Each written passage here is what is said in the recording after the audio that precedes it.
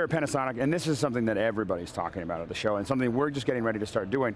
I wish you could see what I can see right here. There's a monitor here that I'm seeing in 3D live, and this is the most compact version of a real camera that I've seen do this, and this is the Panasonic, and this is the 3D-A1, and this is brand new at the show. They've been talking about it here. Now what you have here is you've got two lenses, two sensors.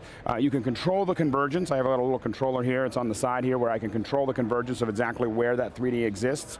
But when I grab the focus, it focuses both of them. When I do the zoom, it zooms both of them. It keeps them perfectly registered. One of the big problems when you start talking about who's going to use 3D is it's got to be easy. It's got to be something that you can just turn on and do before it's really going to be something you're going to see everywhere. And this, I think, is going to be a big piece of that. It's the first camera. A lot of these, and you're going to see some other ones that we do in these episodes, are very, very, they're kind of erector sets. They're complex. They're difficult to put together. This is something you're going to pick up and be able to do production in 3D. I was a little concerned, to be honest, that there wasn't, that the chips were very small. They're quarter-inch chips. I really felt like they really should have gone with third-inch chips, to be honest, or half-inch chips in my opinion. But quarter-inch chips turns out to actually look really good. I'm really surprised at the quality that I'm getting when I look at this, and I'm blown away by the 3D. I think a lot of times there's a lot, we're still trying to figure it out, and when you see it in film, when you see experiments, when you see a lot of those things, you're not seeing what's possible when the lenses are really just synced right up. And you see this with the Fuji camera, the little tiny one, and you're seeing it with this. It just, the 3D looks dynamite. For the naysayers, I think you're going to have to check this stuff out. This is just a stellar camera with a stellar, visual. I didn't expect it to be good. I have to admit, in the past, I haven't been a big fan of what a lot of Panasonic cameras, but I think this one's revolutionary. So here you can see that I'm mixing in stereo.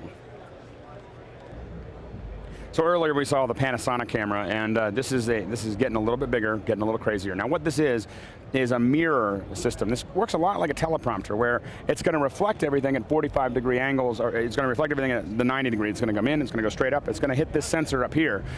Now it's also, the light is also going to go through it straight, so you can have two cameras with a mirror system sitting right next to each other. The reason for that is interocular distance. You got to make sure that the lenses, the center of them, are right in between, at the same distance as the eyes, or you're not going to get proper 3D. Look at the back of this thing. This is just crazy. Now this is a huge support system that's needed to hold it up here, and you've got your two sensors. These are the heads for two cameras, the sensor, just the block, and then you have all the controls. So you probably wonder what all those gears are when you see those big lenses.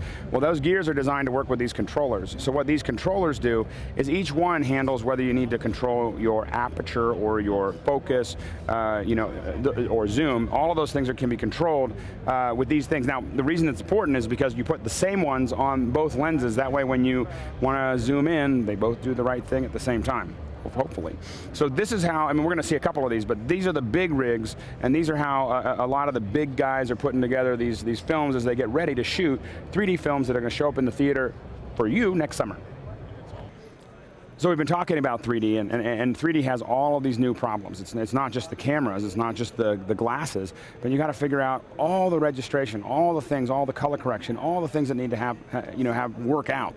And so DSC Labs, these guys really are the standard when it comes to charts. When we test cameras in-house, so when I tell you that a camera is good or bad and I've tested it, this is what I'm testing up against. So not this chart, but one of the DSC Lab charts. So I have lots of different charts that they make, and they're just the best in the industry. They've really honed in, talked to people in the business. Like I was talking about sound devices before, they just really talk to everyone, work with everyone, figure out what they need.